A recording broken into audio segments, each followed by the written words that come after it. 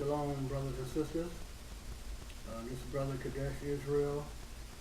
Just going to cover a topic dealing with, Israel, who we are, and what curses follow us. We're pretty much going to, be in the Old Testament for this, pretty much, because that's where Israel started at. Just going to break down, how Israel came to be, who they were, and who they are now, and see if these curses fit us, or do they fit the so-called fake Jew, which is in our land now.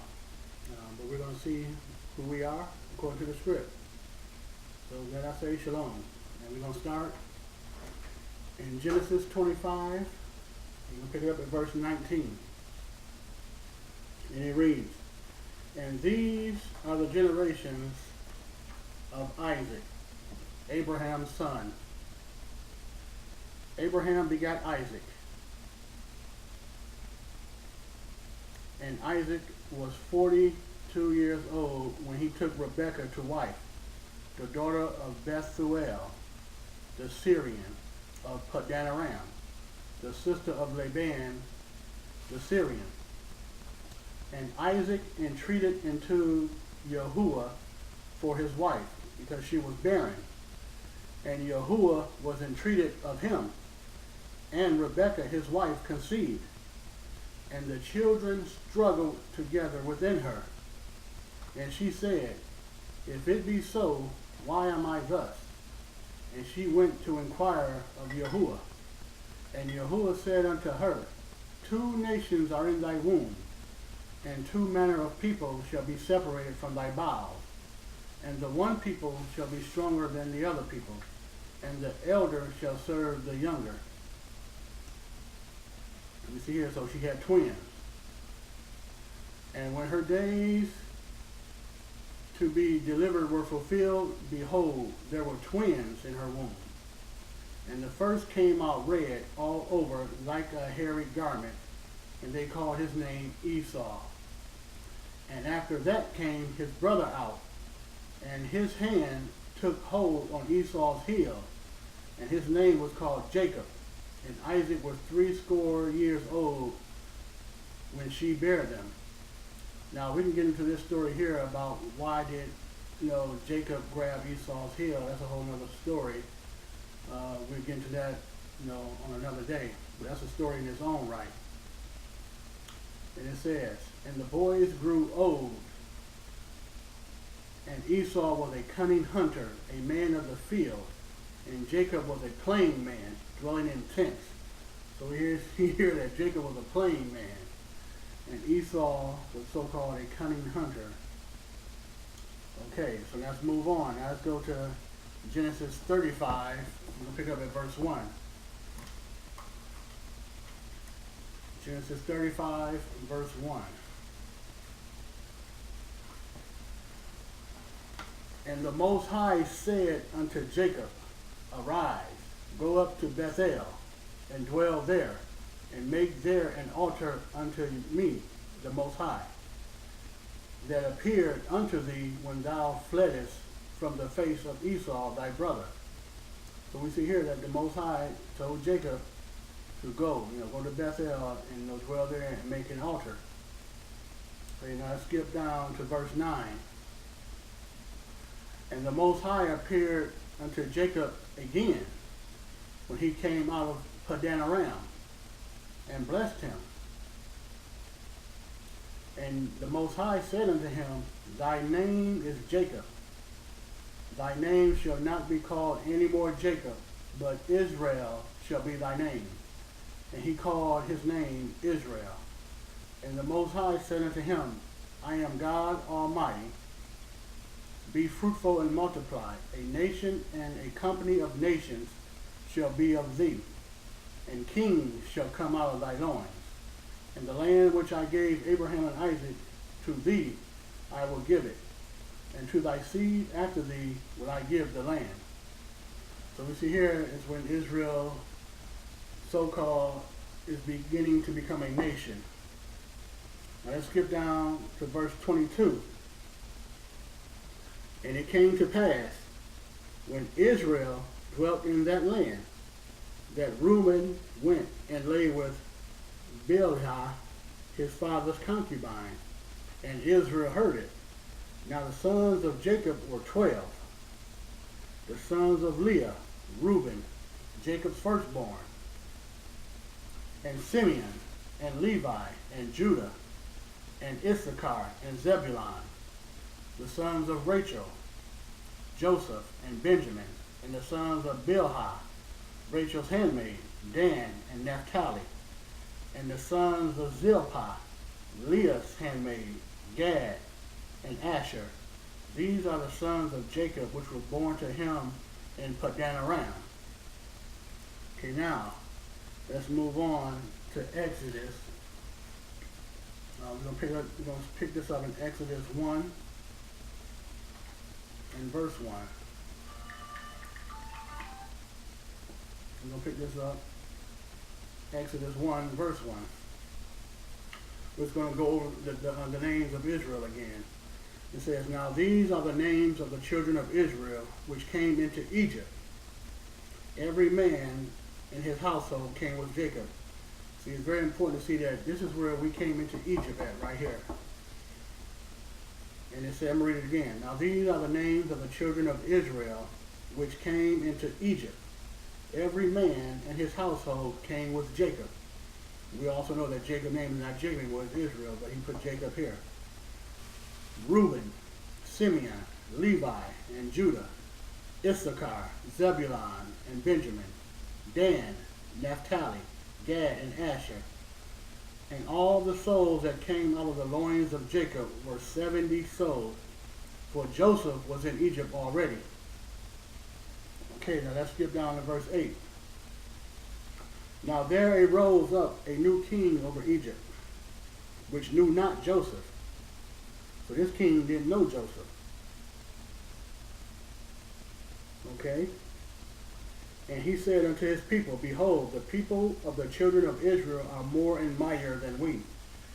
Come on, let us deal wisely with them, lest they multiply, and it come to pass that when they falleth out any war, they join also unto our enemies.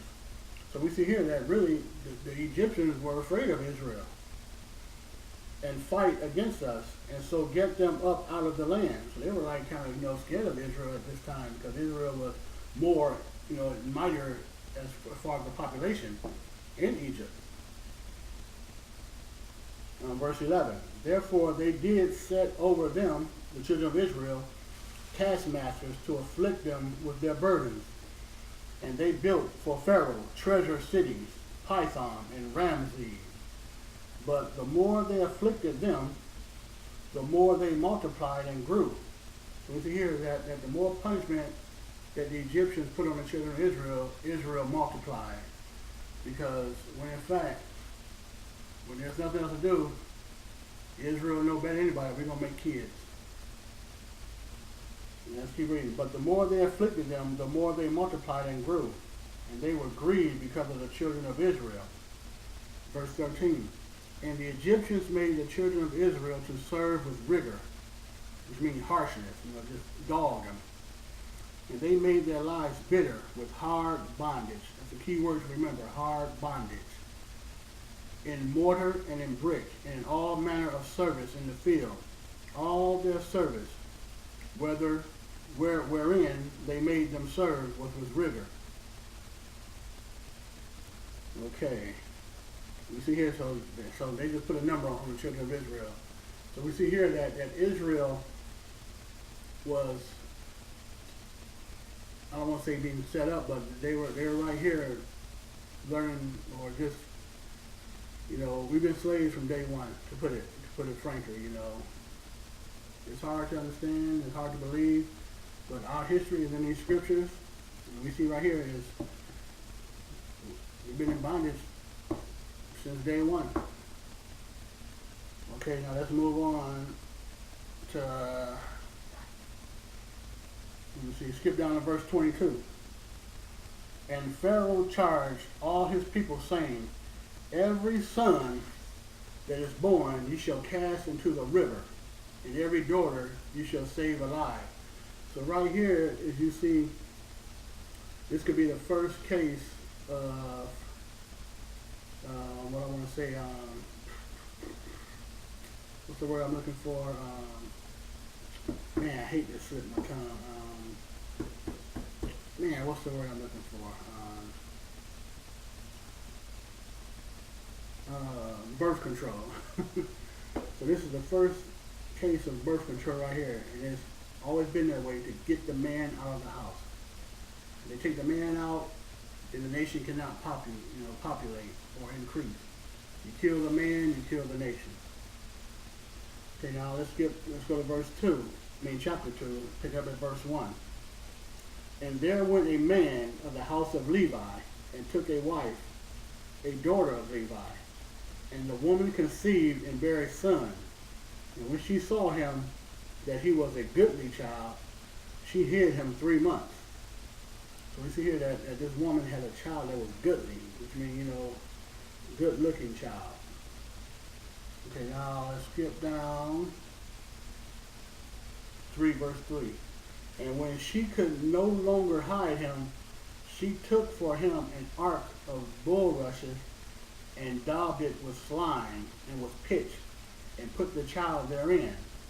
And she laid it in the flags by the river's brink, or the river's bank, the edge of the river.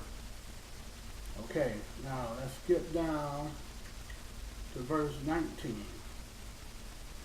So there's a lot of stuff in here. I'm just going to skip over. I'm just going to try to get to the point, of this, or how, the beginning and the middle, there's a lot of stuff in between you can read on your own. Skip to verse 19. And they said, an Egyptian delivered us out of the hand of the shepherds, and also drew water enough for us, and watered the flock. So I skipped a lot in this, but people know the story of how, that the Most High allowed Moses' mother to take care of him when she was young, when he was young. And so, Moses grew old and whatever. And he killed one of the Egyptians, slayed him because he saw him slaying his brother. So Moses was grown at this point. But the key point here I brought up here is that they said an Egyptian delivered us out of the hands of the shepherds. So right here is the first case, or the second case, you could say, an Israelite being mistaken for an Egyptian. And we all know at this time Egypt was black, all black. Egypt did not begin to change colors until I want to say pretty much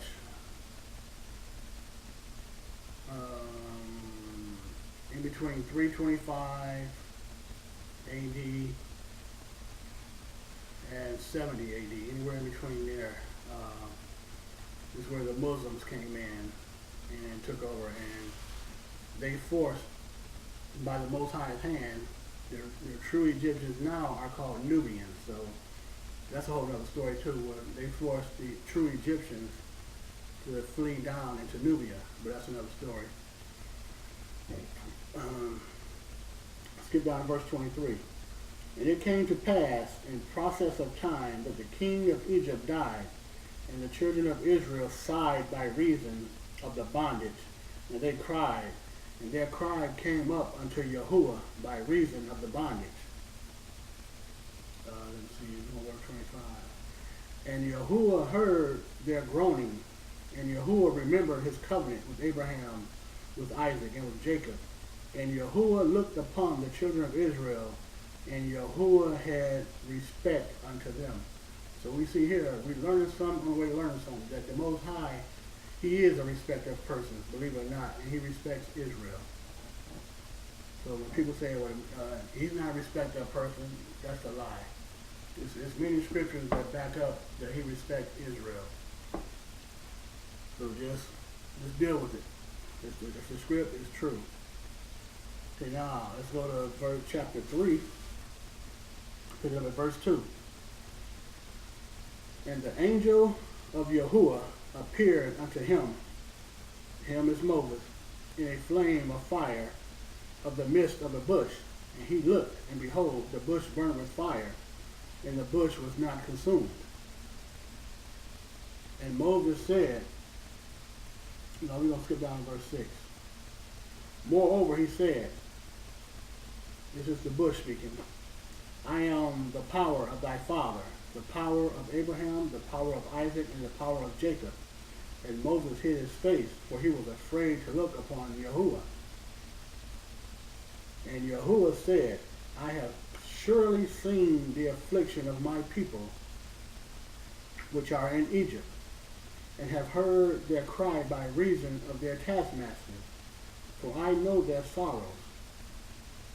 Verse 8, I am come down to deliver them out of the hand of the Egyptians, and to bring them up out of that land into a good land, and a large, and a land that floweth with milk and honey, unto the place of the Canaanites, and the Hittites, and the Amorites, and the Perizzites, and the Hivites, and the Jebusites. Now therefore, behold, the cry of the children of Israel is come unto me, and I have also seen the oppression wherewith the Egyptians oppressed them. Come now, therefore, and I will send thee unto Pharaoh, that thou mayest bring forth my people, the children of Israel, out of Egypt. So who was in Egypt at this time? Whose people? The Most High people. And the Most High people is the children of Israel. No other, you can't even get around that. The Most High called that people his people, and those people are the children of Israel. And before this lesson is over, we're going to deal into who these people are, what color they are, and where they are now. Okay? Let's go to Exodus 5. As you see, I try to start everything in the beginning to get the foundation of where things start. Because everything starts in the beginning, believe it or not. Why wouldn't it? You don't read no other book, start in the middle of it. You don't go to a movie and watch the movie in the middle of the movie. So why do this any different? Why start in the New Testament? To be honest, if you do not understand the history of Israel contained in the Old Testament, you will never understand the New Testament, ever. You will never really know what Paul is talking about. You will never understand that the people that Paul and Peter talked to were actually the lost children of Israel who became Gentiles. You won't understand that. But moving on, Exodus 5, verse 1. And afterward Moses and Aaron went in and told Pharaoh, Thus says Yahuwah, power of Israel, let my people go, that they may hold a feast unto me in the wilderness. Verse 2. And Pharaoh said, Who is Yahuwah, that I should obey his voice and let Israel go? I know not Yahuwah, neither will I let Israel go. So right here, you see, this Pharaoh here was really just, I ain't letting nobody go, keeping these guys as slaves. I don't know your power. Who is your power? Verse 3. And they said, The power of the Hebrews hath met with us. Let us go, we pray thee, 3 days' journey into the desert, and sacrifice unto Yahuwah our power, lest he fall upon us with pestilence or with the sword. So we see here that even Israel was asking Pharaoh, let us go, because they knew that the power of the Most High was about to do. Okay, let's go to Exodus 12 now. I hope this is being clear. It's kind of like, if you have no understanding, it's kind of tough to follow. But just follow along closely as you can. Watch it over and over. Ask many questions. Don't be afraid. The scriptures don't hurt you. Exodus 12. And Yahuwah spake unto Moses and Aaron in the land of Egypt, saying, This month shall be unto you the beginning of months. It shall be the first month of the year to you. Now we know this month ain't January. Okay, the first month that could fall, it's called the month of Abib in Hebrew, and it could fall anywhere between March 15th and April 15th. It also coincides with the Passover, not Easter. So we see here that, the children of Israel were supposed to keep Passover and unleavened bread and these other feast days, you know. We'll talk about that another time. Let's get down to verse 12.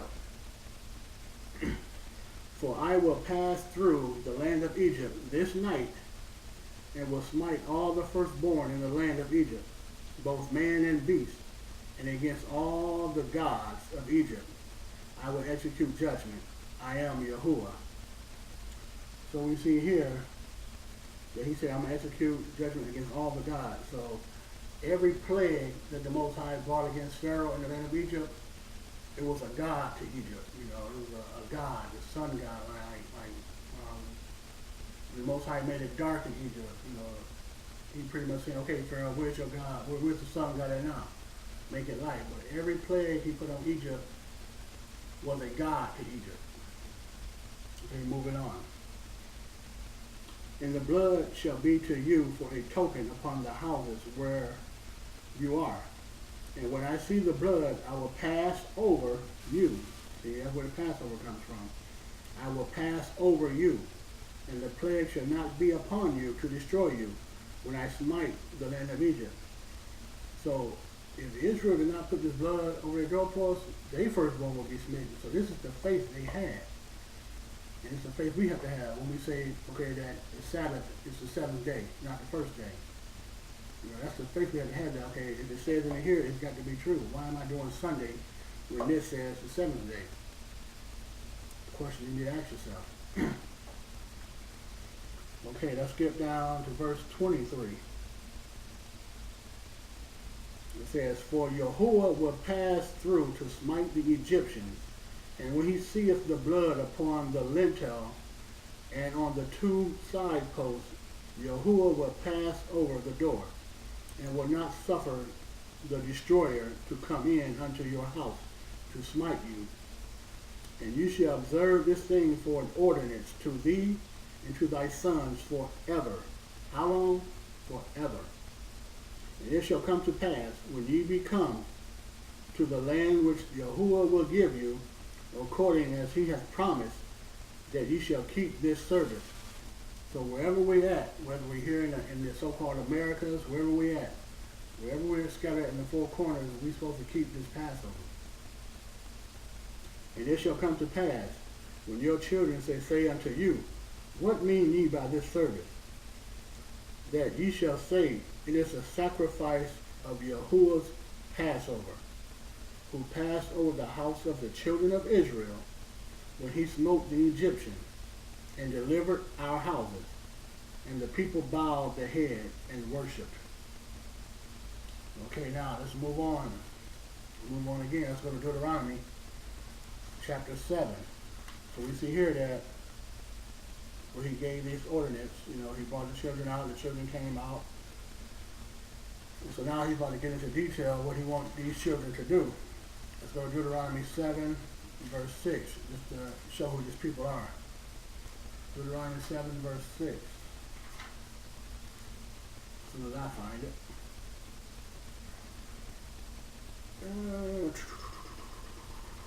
It says, for thou, the children of Israel, are an holy people, meaning a set apart people, unto Yahuwah thy power. Yahuwah thy power hath chosen you, Israel, to be a special people unto himself, above all people that are upon the face of the earth. How many people? All people. So when the Most High chooses something, he chooses us to be above all people. And when you look now, it's no coincidence that wherever Israel touches, the so-called black man, whatever we touch, his so-called turns to gold. You know, that's why in sports they did not want the so-called black man at that time to play key positions like quarterback, middle linebacker, safety, this and that, because they know once we touch it, we're going to take it over. That's why they pretty much kept us out of everything. That's why they didn't allow us to read, because they know once we read, you're going to read this and we're going to find the truth out.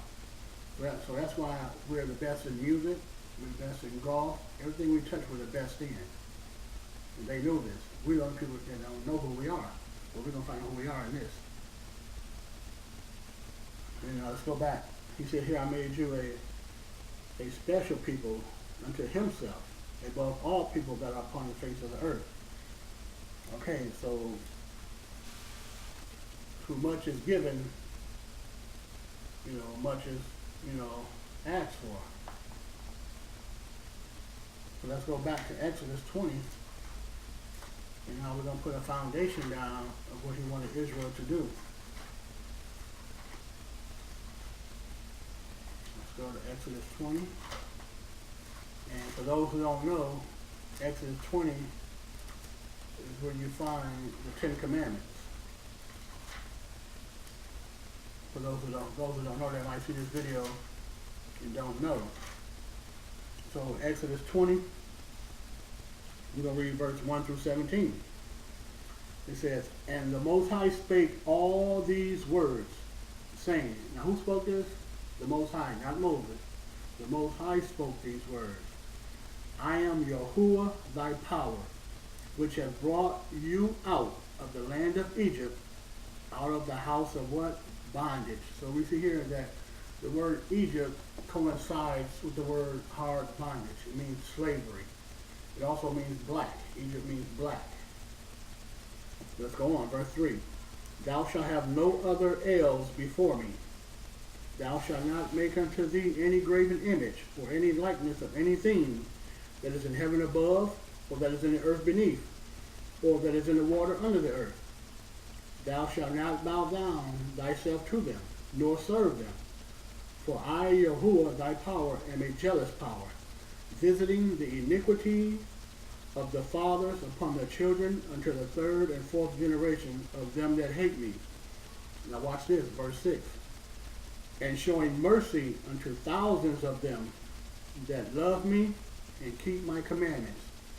So, pretty much he's saying, if you love me, you're going to keep my commandments. Okay, let's move on. Verse 7. Thou shalt not take the name of Yahuwah thy power in vain. For Yahuwah will not hold him guiltless that taketh his name in vain. Verse 8. This is the one that the whole world breaks. And we don't realize when we break this commandment, we break the 3 on top of it automatically. Because you got 10 commandments. You got the first 4 is how we are supposed to serve and worship the Most High. The first 4 are for that. The next 6 is how I'm supposed to treat you, my fellow man. So let's go into it. Verse 8. Remember the Sabbath day to keep it Kodesh. 6 days shalt thou labor and do all thy work. But the 7th day is the Sabbath of who? Yahuwah, not the Jews, of Yahuwah thy power. In it thou shalt not do any work, thou, nor thy son, nor thy daughter, thy manservant, nor thy maidservant, nor thy cattle, nor thy stranger that is within thy gates. For in 6 days Yahuwah made heaven and earth, the sea, and all that in them is. And he rested the 7th day. Wherefore Yahuwah blessed the Sabbath day and hallowed it. So we see here that the Most High blessed the 7th day. Now you got the Pope who want to come and bless the first day. Which one are you going to believe? Man or the Messiah? Or the Most High? The Messiah, the Most High said he blessed the Sabbath day and hallowed it. Now, that right there is enough for me. That should be enough for anybody. The Most High said it's good. Now, if he rested this day, shouldn't you rest this day? Okay, that's a question you need to ask yourself. Because we following all these man-made traditions and laws, it's going to get us in a lake of fire. Verse 12. Honor thy father and thy mother. This is not talking about Mother's Day. Honor means respect. Honor thy father and thy mother, that thy days may be long upon the land which Yahuwah thy power giveth thee. Thou shalt not kill. Thou shalt not commit adultery. Thou shalt not steal. Thou shalt not bear false witness against thy neighbor. Thou shalt not covet thy neighbor's house. Thou shalt not covet thy neighbor's wife, nor his manservant, nor his maidservant, nor his ox, nor his donkey, nor anything that is thy neighbor's. So right here, he pretty much gave Israel the Ten Commandments of how he wants things to run. And these commandments are actually for us to make us better, to make us live longer. Okay, let's go back to Deuteronomy 28. So we gave here, you see here, he gave 10 commandments right here. Now, there are also, in the Old Testament, 613 laws. But each law don't represent or have to be done by each person. There are different laws for men, for women, for the temple, for the elders, so on and so forth. So you don't have to keep all 613. Just keep the ones that apply to you. If you're a man, you keep the laws that apply to man. If you're a woman, so on and so forth. So let's go to Deuteronomy 28 and break this thing down. So we just gave the 10 commandments, which no man can change to 9 or 8. Now we're about to get to the nitty of it, the nitty gritty. Now this here is a verse that the so-called Sunday church, they love to quote. They have no understanding of it. They love this one, but they won't continue to read. So I'm going to continue to read right here. This is Deuteronomy 28, and we're going to pick this up. We're going to read the first 3 verses, then we're going to skip. Deuteronomy 28, verse 1. And it shall come to pass, if thou shalt hearken diligently unto the voice of Yahuwah thy power, to observe and to do all his commandments, which I command thee this day, that Yahuwah thy power will set thee on high above all nations of the earth. And all these blessings shall come on thee and overtake thee, if thou shalt hearken unto the voice of Yahuwah thy power. Verse 3, the number one scripture here. Blessed shall thou be in the city, and blessed shall thou be in the field. I'm blessed in the city and in the field. But there's a stipulation. It says if.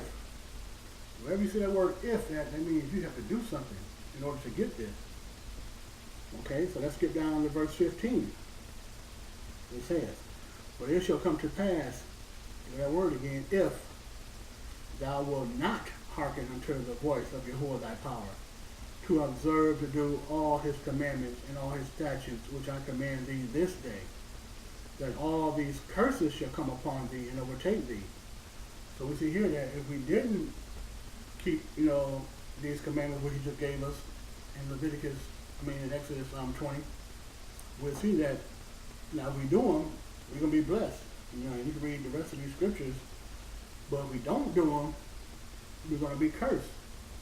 And we all know that Israel didn't keep these commandments. So when they came out of Egypt, they started making golden calves, everything else, and along with, everything else, they just didn't keep these commandments.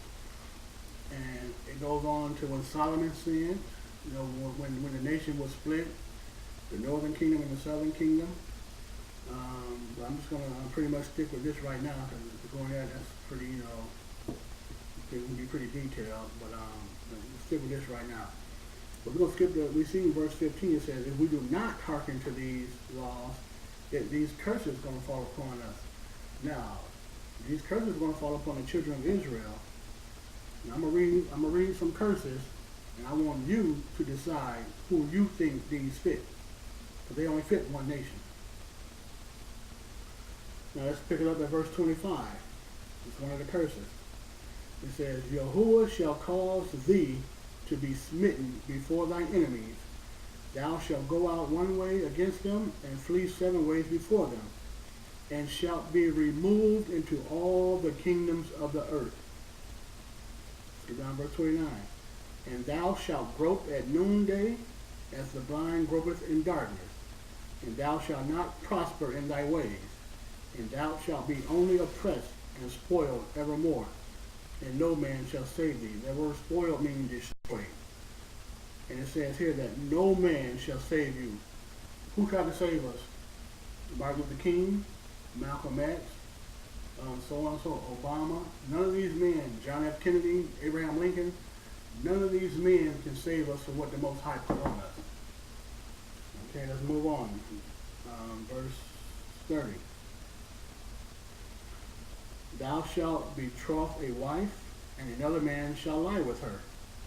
Thou shalt build a house, and thou shalt not dwell therein. Thou shalt plant a vineyard, and shalt not gather the grapes thereof.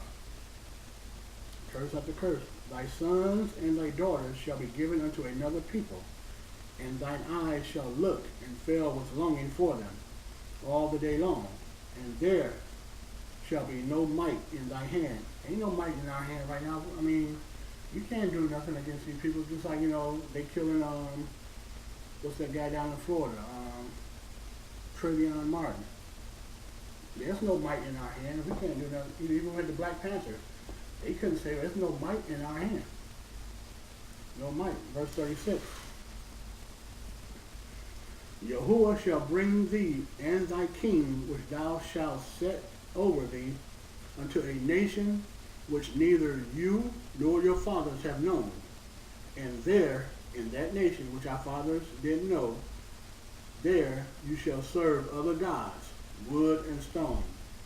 Now these other gods, wood and stone, you got basically two religions that the so-called black man follow today. The wood represents the cross of Christianity, and the stone represents the Kabbalah stone of Israel, of Islam.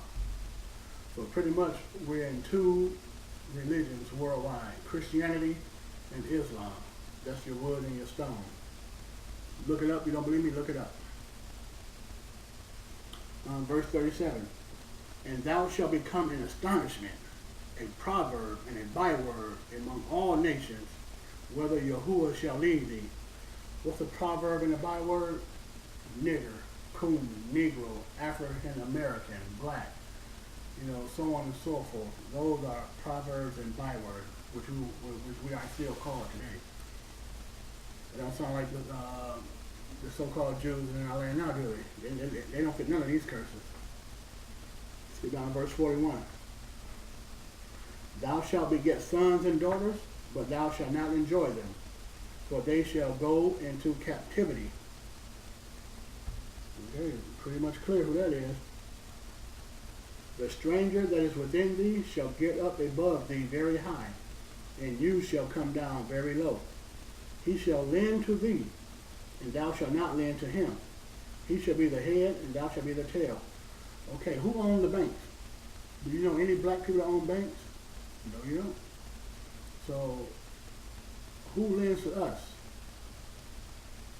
The so-called white man. We don't own nothing. Okay, let's move on. I hope these things are crystal clear. Verse 45. Moreover, all these curses shall come upon thee, and shall pursue thee, and overtake thee, till thou be destroyed, because thou hearkenest not unto the voice of Yahuwah thy power, to keep his commandments and his statutes which he commanded thee. Okay. Verse 46.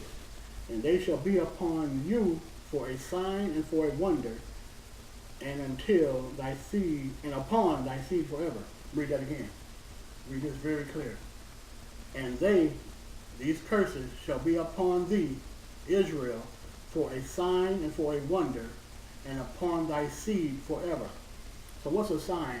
A sign lets you know what something is, or where something is. So these signs are these curses going to be on the children of Israel to let you know who these people are. So these signs only fit one nation of people.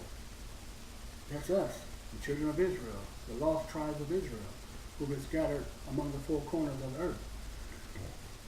But now, this time, the Most High is waking his people up. He said, he who scatters you will gather you in the end. And these are the end times, my friends. Let me keep reading. Verse 48. Therefore shalt thou serve thine enemies, which Yahuwah shall send against thee. You're going to serve in what? In hunger, in thirst, in nakedness, and in want of all things. And he, your enemy, watch this, and he, your enemy, shall put a yoke of iron upon thy neck until he have destroyed thee. Name one other nation of people that had a yoke of iron upon their neck. Can't name one. That's us people. Moving on. Yahuwah shall bring a nation against thee from far, from the end of the earth, as swift as the eagle flieth, a nation whose tongue thou shalt not understand. That eagle, we all know, represents the United States of America. A nation of fierce countenance, which shall not regard the person of the old, nor show favor to the young. So that they don't care about the young or the old. And he shall eat the fruit of thy cattle, and the fruit of thy land, until thou be destroyed, which also shall not leave thee either corn, wine, or oil, or the increase of thy kind, or flocks of thy sheep, until he have destroyed thee. Moving on, 52. And he shall besiege thee in all thy gates, until thy high and fenced walls come down, wherein thou trusted, throughout all thy land. And he shall besiege thee in all thy gates throughout all thy land, which Yahuwah thy power hath given thee. Verse 53. And thou shalt eat of the fruit of thy own body, the flesh of thy sons and of thy daughters, which Yahuwah thy power hath given thee, in the siege and in the straitness wherewith thine enemy shall distress thee. Okay, verse 56, move down. The tender, no, hold on, I missed one. Let me go back. It's very important. Verse 54. Can you read this one out? So that the man that is tender among you and very delicate, his eyes shall be evil toward his brother, and toward the wife of his bosom, and toward the remnant of his children, watch this, which he shall leave. How many brothers you know have kids and just leave? That ain't mine. I ain't the baby daddy. That ain't mine. And how many times you walk down the street or walk in the mall or wherever you're walking at, you look at a brother, he don't speak to you, just frowning up. That's angry against your brother. That's evil toward your brother. Okay, verse 56. The tender and delicate woman among you, which would not adventure to set the sole of her foot upon the ground for delicateness and tenderness, her eyes shall be evil toward the husband of her bosom, and toward her son, and toward her daughter. So we see that. Okay, now let's go down to these diseases and stuff. Moreover, he will bring upon thee all the diseases of Egypt, which thou wast afraid of, and they shall cleave unto you. Also, every sickness and every plague which is not written in the book of this law, them will Yahuwah bring upon thee until thou be destroyed. So what diseases and sicknesses are not in this book? You got cancer, AIDS, HIV, herpes, gonorrhea, everything we number one in all these diseases. And these diseases are not even mentioned in this book. So that don't tell you who these people are. But we're going to keep reading. We're going to keep reading.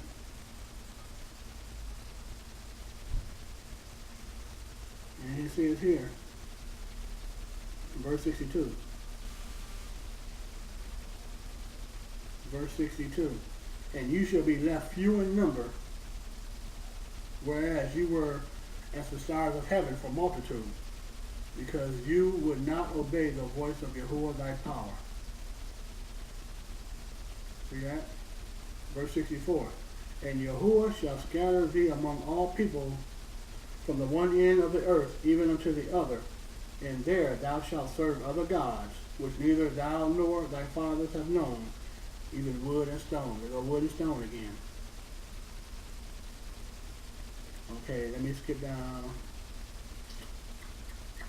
Let me get to the last one. Now, this last one, if this don't tell you who we are, who the children of Israel are, and where we are today, I don't think anything will. Verse 68. Please write this one down. You don't write none of them down, write this one down and read this one over and over again. And Yahuwah shall bring thee into Egypt. The word Egypt means hard bondage and slavery. So he will bring you into hard bondage again with ships. by the way whereof I spake unto thee, thou shalt see it no more again. And there ye shall be sold unto your enemies for bondmen and bondwomen. That's a male slave and a female slave. And no man shall buy you, which means no man shall redeem you. There was a law in Israel, whenever an Israelite man or woman was sold into slavery at that time, the Israelite nation or family or camp he was in could redeem him back with money. But we see here it says, no man shall redeem you. Now let me ask you a question. Has any man come looking for us, saying, these are my people? No. Now let's go back. Let's get a few more curses. Let's go to Leviticus 26. Just pick up a few more. Leviticus 26.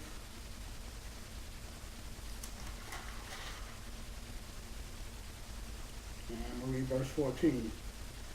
But if you would not hearken unto me, and would not do all these commandments, and you see here,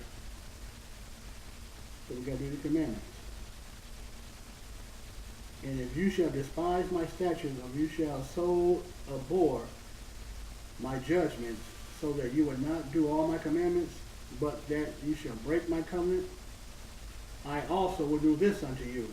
I will even appoint over you terror, consumption, and the burning ague, that shall consume thy eyes, and cause sorrow of heart. And ye shall sow your seed in vain, for your enemies shall eat it. Wow. Skip down to verse 31. And I will make your cities waste, and bring your sanctuaries unto desolation, and I will not smell the savor of your sweet odors. Now, is it coincidence that every so-called urban city is desolate and ran down? New York, Detroit, Chicago, Houston, Philadelphia, all these major black cities are desolate, are ran down. New Orleans.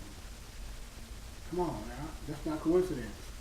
That's because we are the children of Israel. We did not keep his obeyed. We did not obey his law, statutes, and commands.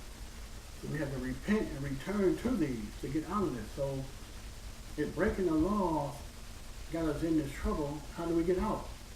Got to return to the laws, my people. It's that simple. It's that simple. Verse 33. And I will scatter you among the heathen, and will draw out a sword after you, and your land shall be desolate, and your cities waste.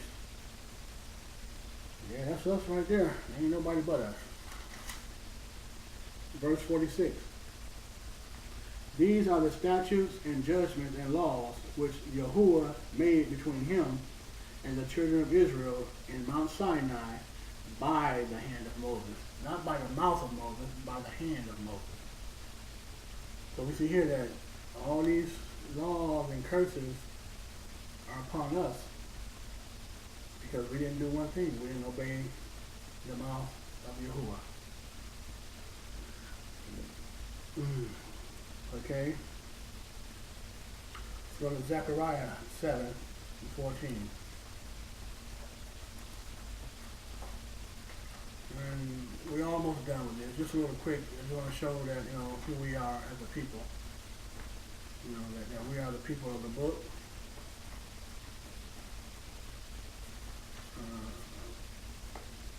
That's all I want to show people, that we are the people of the book.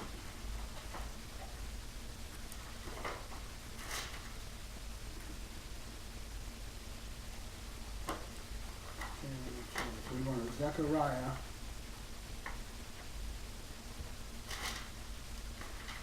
One of them hard books to find. Zechariah 7 and verse 14. It says, But I scattered them with a whirlwind among all the nations whom they knew not. Thus the land was desolate after them, that no man passed through nor returned. For they laid pleasant land desolate. For they laid the pleasant land desolate. So we see here it says, But I scattered them with a whirlwind among the nations whom they knew not. So all these nations on the four corners, we knew not, because we were Israel. We were in the land of Israel. So all these lands here and there, we knew not. Okay, let's go to 2 Kings. 2 Kings 17. 17 and 18. It says, therefore Yahuwah was very angry with Israel, and removed them out of his sight. There was none left but the tribe of Judah only. You see, for the most part, the tribe of Judah, which consists of, Judah, Benjamin, and Levi, they pretty much held on to the law for the most part. Now Israel, which consists of the northern tribe, they're the ones that really fell off. And those are the ones that he really scattered. But he scattered all of them at a time, but for the most part, Judah kept the law for the most part, and they fell off at the end. They fell off too. Okay, let's go to Jeremiah. Jeremiah 17.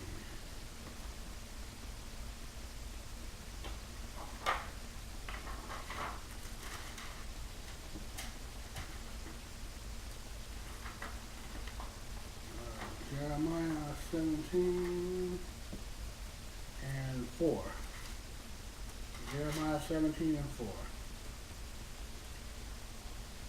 And thou, even thyself, shalt discontinue from thy heritage that I gave thee, and I will cause thee to serve thy enemies in the land which thou knowest not, for ye have kindled a fire in my anger, which shall burn forever.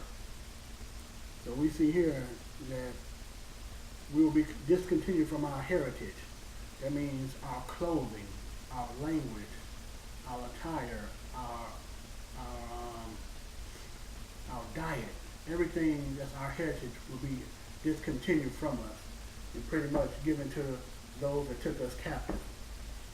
So that's why when people see so-called Muslims wearing turbans and stuff, and they see one of us wearing it, they automatically think that we're Muslim, but the Most High gave these things to us first in the beginning. But because our heritage was discontinued and given to someone else, we pretty much don't know who we are as a people. But we are in this book, people. This book is our history. And now, if we go to Isaiah 42, we're pretty much done with this little lesson here. Isaiah 42. I just hope that it was kind of, that it was, of understanding. Isaiah 42 and 22. It says, but this is a people robbed and spoiled. What people? These are the people of Israel. Robbed and spoiled. They are all of them snared in holes, and they are hid in prison houses. They are for a prey, and none delivereth, for a spoil, and none saith, restore. So, who in the prison house more than anybody? So-called black man. The so-called African Americans, which are the children of Israel. We hold the jails down. But we are few in number outside the jail, as the scripture just showed us before. Outside the jails, we are few in number. Inside the jail, we are the number. That's us, people. We've got to repent, return to these laws. Now, I'm just going to read a few more things here. Let me go to Daniel 9. I should have read that first. Let's go to Daniel 9. Daniel 9 and 11. Let's see who sinned.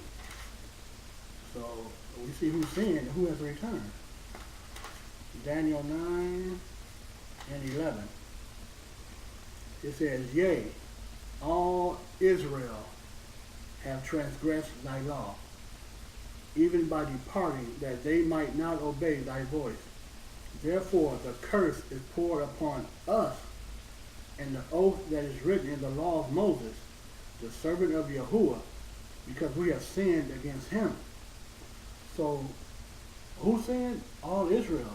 Because transgression of the law is what the Bible describes as sin. In 1 John 3:4. I ain't got to read that, but you can read on your own. 1 John 3:4. All Israel transgressed the law, so all Israel sinned. And the curses are poured upon who? Israel. Because we sinned. So, like I said before, how do we get out of this curse is repent, return to the law. It's that simple again, people. It's that simple. Now I'm going to read to you one thing here. It's a very important book to have. It's called From Babylon to Timbuktu. I hope you can see it good on the camera. From Babylon to Timbuktu. Very important book. I'm going to read page 84. And we're going to see, are we African American or are we Hebrew Israelites? Page 84. From Babylon to Timbuktu, page 84, paragraph 2. And it reads, in the year 65 BC, the Roman armies under General Pompey captured Jerusalem in 70 AD, and General Vespasian and his son Titus put an end to the Jewish state with great slaughter. During the period of the military governors of Palestine, many outrageous and atrocities were committed against the residue of the people of Israel. During the period from Pompey to Julius, it has been estimated that over 1 million Jews fled into Africa, fleeing from Russian persecution and slavery. The slave markets were full of black Jewish slaves. Wow.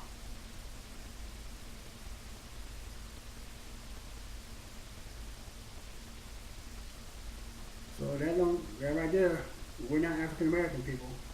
That's a proverb that I read before that was given to us. A proverb and a byword. We fled into Africa. We're not from Africa. We fled into Africa. Now I'm going to read something here that's very important too to also understand. And this is the Constantine Creed.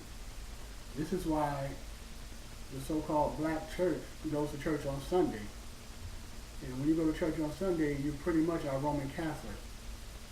So I'm just going to read here. We're going to see who changed these laws that has Israel sinning today. And this is the Constantine Creed, and he reads, and I quote, I renounce all customs, rites, legalisms, unleavened breads, and sacrifices of lambs of the Hebrews, and all the other feasts of the Hebrews, sacrifices, prayers, acerations, purifications, sanctifications, and propitiations, and fasts, and new moons, and Sabbaths, plural, and superstitions, and hymns, and chants, and observances, and synagogues.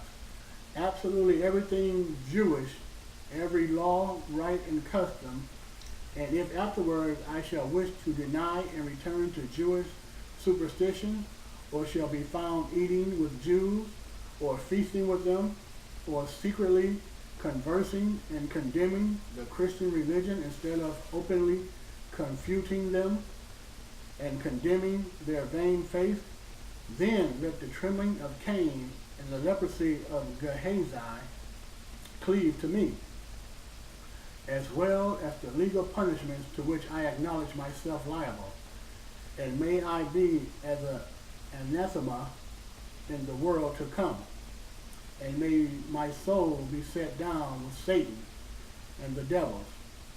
Furthermore, any follower of the Jewish Messiah, Yeshua HaMashiach, who wish to join this holy community, was compelled to adopt a different set of rules and customs. Subsequently, special creeds were drafted with the Christian, which the Christian would have to swear, such as, and here they go. I accept all customs, rites, legalisms, and feasts of the Romans, sacrifices, prayers, purifications with water, not oil, sanctifications by Pontifex Maximus, the high priest of Rome, propitiations and feasts, and the new Sabbath, Sol Day, which means the day of the sun, because they worship the sun. All new chants and observances, and all the foods and drinks of the Romans, In other words, I absolutely accept everything Roman. Every new law, right, and custom of Rome and the new Roman religion. So we see here that the Rome is the one that changed all the laws, statutes, and commands to get Israel to sin. So I hope you got some understanding. And with that, I say shalom, peace.